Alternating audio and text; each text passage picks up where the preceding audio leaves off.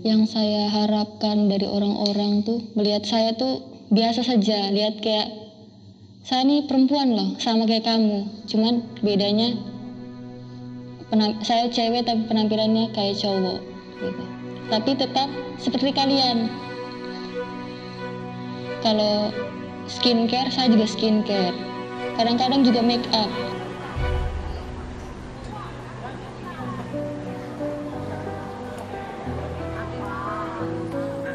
Hai, saya Rin. Saya mahasiswa Ilmu Komunikasi Universitas Nusa-Nipah Indonesia. Ini cerita saya tentang menjadi perempuan yang berpenampilan maskulin.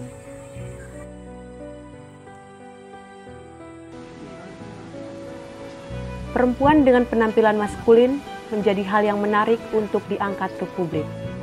Berbeda dari perempuan pada umumnya. Dan ya, ide liputan ini berawal dari pengalaman pribadi. Rambut saya dulu panjang seperti pada umumnya cewek-cewek. Selama itu, saya tidak pernah menerima stigma ataupun candaan seksis dari lingkungan sekitar saya.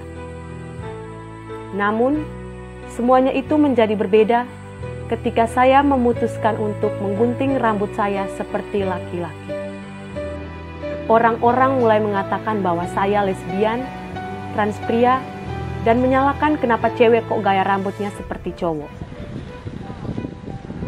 Banyak stigma dan diskriminasi dilabelkan baik pada laki-laki maupun perempuan yang memilih untuk mengekspresikan diri secara berbeda dari norma dan kebiasaan masyarakat di sekitarnya. Tak hanya saya, hal yang sama juga dialami ASN di Maumere, Kabupaten Sika. Kikan namanya, seorang ASN di bagian hukum Setda Sika. Kikan ini selain ASN, ia juga aktif dalam berbagai komunitas di Maumere seperti KH, Huruf Kecil, dan PRMI, sebuah klub penggemar Real Madrid. Kalau stigma di masyarakat perempuan berambut pendek itu biasanya lesbian. Kalau dari saya memang harus mulai dari kita sendiri sih. Kalau memang tidak ya tidak, kayak gitu. Karena kebiasaan masyarakat kita, orang Indonesia itu cenderung menilai orang dari penampilan gitu. Kalau body shaming paling sering itu dan itu terbawa sampai ke soal pantas nih belum menikah karena badan saja tidak dirawat gitu, apalagi nanti pasangan gitu. Jadi pasti tidak ada orang yang mau, itu pertama. Terus ada yang soal gunting rambut juga gitu. Ini kalau gunting rambut begitu nanti orang bilang perempuan apa? Jadi itu paling banyak di sosmed kalau ketemu langsung, tapi makin kesini sudah tidak, karena dari saya sendiri kantornya bagaimana. Angel bukan nama sebenarnya. Seorang mahasiswa di salah satu perguruan tinggi di Maumere juga merasakan hal yang sama. Setelah saya gunting rambut itu banyak cacian kayak gitu dari teman-teman perempuan. Kadang ada yang, tapi mereka sampaikannya tuh lewat orang lain, dan orang lain tuh kasih tahu saya. Jadi buat saya malu. Makanya saya juga menarik diri supaya tidak berhubungan lagi dengan orang-orang di sekitar saya. Terus kalau di media sosial itu juga pernah 20 akun serang saya. Mereka bilang kamu sudah punya pacar belum? Kamu lesbian ya, kayak gitu. Kamu bagian dari komunitas pelangi ya, kayak begitu. Jadi karena ada serangan dari orang-orang begitu, itu yang membuat saya keluar dari dunia media sosial. Sejauh ini tuh kayak mereka susah membedakan saya ini perempuan atau laki-laki. Jadi kadang-kadang saya hanya diam saja, tapi kadang-kadang mereka omong tuh besar tuh, jadi terdengar di telinga, membuat kayak saya kesal. Dan paling sering sih mereka tanya, laki-laki atau perempuan nih, kayak gitu. Ya, buat saya tidak nyaman sih kalau di tempat-tempat umum gitu. Dulu tuh kan kayak kesel terus sampai nangis juga di kampus gara-gara dikatain itu. Akhir-akhir ini kalau ada yang ngomong kayak begitu tuh lebih kayak tidak peduli begitu. Tapi sampai rumah overthinking lagi. Tidak nyaman memang menerima stigma-stigma seperti itu. Di satu sisi, kami yakin setiap orang punya alasan untuk berekspresi dan bagaimana ia menampilkan diri dalam lingkungan masyarakatnya. Berambut sangat pendek bagi saya sendiri merupakan keinginan sejak dulu. Karena kepraktisannya, apalagi saya aktif bermain bola bersama klub futsal kami. Begitu pula Angel dan Kikan. Mereka punya alasan tersendiri untuk memilih mengubah penampilan menjadi maskulin.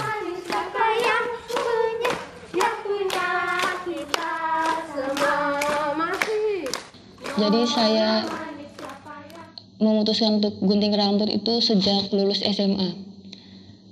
Kenapa saya gunting rambut?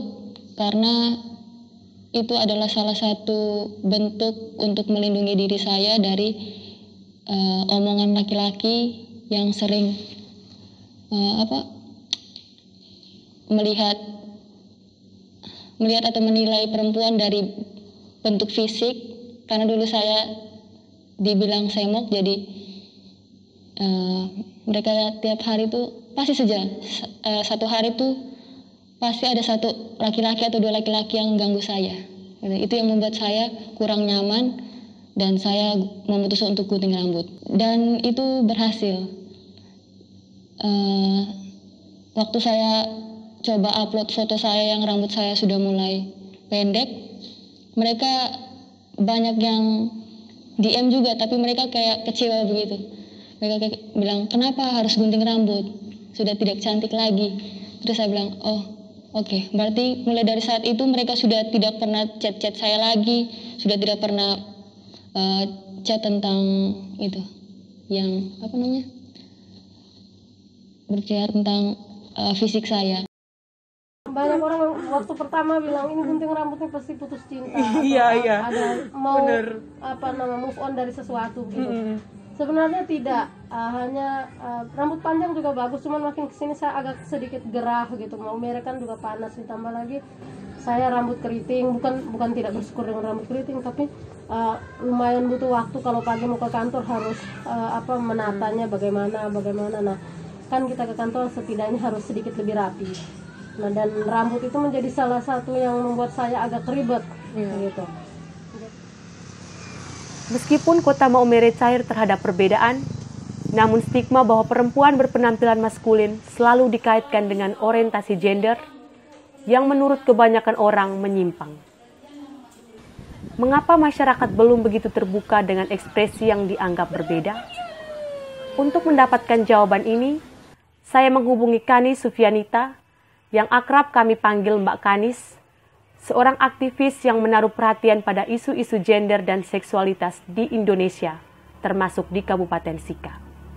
Karena kita itu memang dipaksa melakukan gender gitu ya. Perempuan harus melakukan gender perempuan, lelaki harus melakukan gender lelaki. Kita itu dipaksa oleh agama kita itu sangat gender biner begitu, gender yang ideal itu kita itu dipaksa hidup dalam ruang seperti itu, kontrolnya itu sangat keras. Lalu sekolah institusi kita itu kan terus menerus begitu toh, karena memang manusia itu kan nggak bisa sepenuhnya diseragamkan. Meskipun kebebasan berekspresi telah dijamin dalam undang-undang, nyatanya tak membuat perempuan bisa dengan bebas mengekspresikan dirinya. Tak sedikit konsekuensi yang harus diterima. Artinya begini loh, jangan sampai beban gender istilahku ya, atau gender itu kan ditentukan, determining gender itu menjadi beban gitu. Kalau bebannya itu sampai merusak jiwa kita ya jangan diikutin. Tetapi memang butuh keberanian untuk orang menjadi berbeda. Orang berbeda itu selalu dimusuhin, dan aku juga mengalami ini. Berbeda dalam kulit, berbeda dalam ras, berbeda dalam agama itu, atau orang yang menjadi minoritas itu selalu dimusuhin, itu pastilah. Karena aneh gitu kan, karena nggak biasa, nggak umum begitu.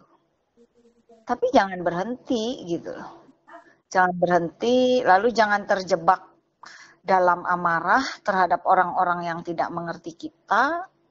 Ya, kita perlu mengajarkan kepada mereka tentang keragaman gender itu, tentang keragaman. Kalau misalnya ini hanya sebuah ekspresi begitu ya, bukan identitas gender dalam pengertian dia tidak mengatakan dia sebagai lelaki seperti dalam transmen itu, ini adalah ekspresi gender saja gitu. Bisa jadi identitas itu ternyata tidak berhubungan dengan ekspresi gender gitu. Untuk orang berani mengubah kategori dirinya itu kan butuh keberanian. Dan praktek-praktek itu penting ya untuk mengajarkan orang, bukan sekedar teori. Perbincangan bersama Mbak Kanis membuat saya semakin memahami bahwa memilih untuk berbeda berarti siap menerima perubahan perilaku sosial masyarakat kepada diri sendiri. Saya, Kikan dan Angel meyakini bahwa menjadi perempuan berarti menjadi diri sendiri, menjadi bebas mengekspresikan diri dan memaksimalkan potensi yang ada dalam diri. Bagi kami, seorang perempuan punya hak dan kebebasan atas dirinya. Apapun ekspresi gender dan penampilannya di tengah masyarakat, dia tetaplah perempuan dan punya alasan untuk berekspresi. Tidak ada standar untuk menunjukkan bahwa seorang itu disebut perempuan selain ia sendiri. Setiap orang berhak untuk berekspresi sesuai dengan keinginannya dan bertanggung jawab atas dirinya.